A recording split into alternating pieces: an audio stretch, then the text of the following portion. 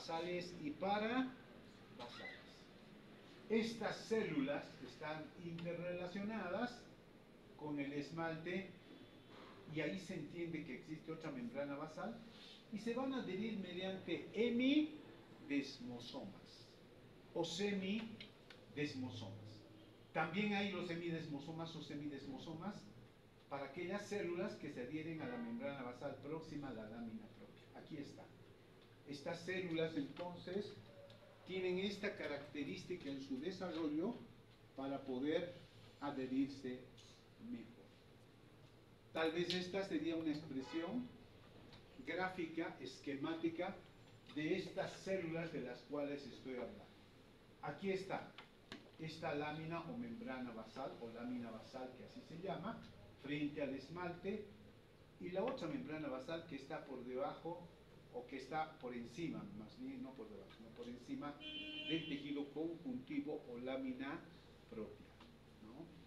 Y en la parte central tenemos tanto las células basales y parabasales, ¿no?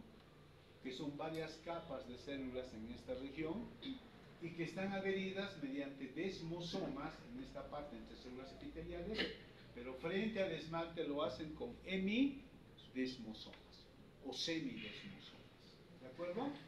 Hemidesmosomas o semidesmosomas. En cambio, en esta otra parte son uniones de desmosomas, una interdigitación de membrana a membrana.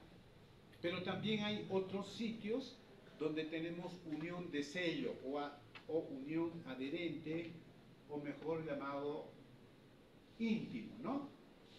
Íntimo, pero también hay de pasadizo entre unas células, entre otras células y otras células, especialmente en la parte longitudinal, de pasadizo entre una y otra célula, que se llaman uniones hendiduras.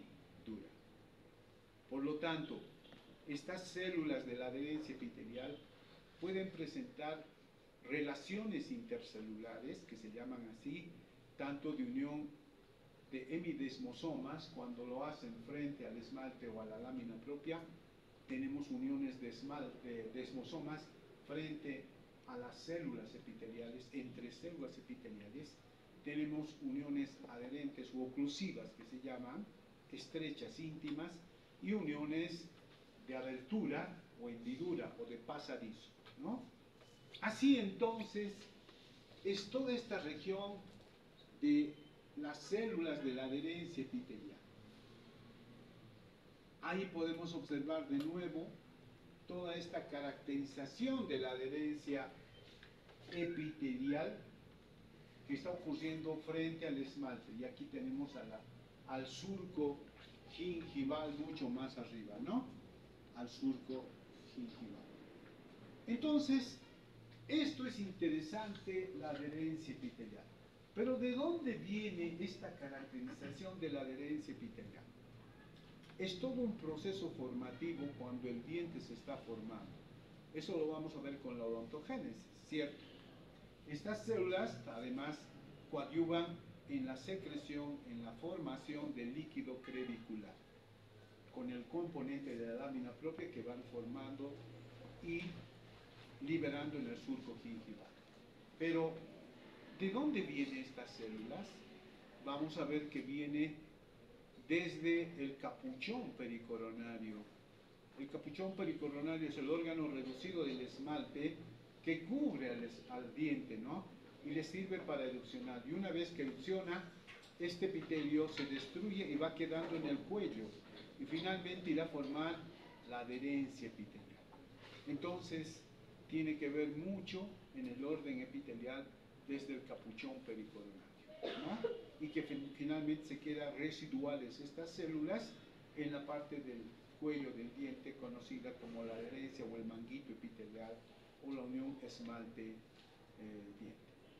Entonces, para concluir, queridos amigos, el periodoncio de protección está constituido de dos componentes: la encía y la adherencia epitelial.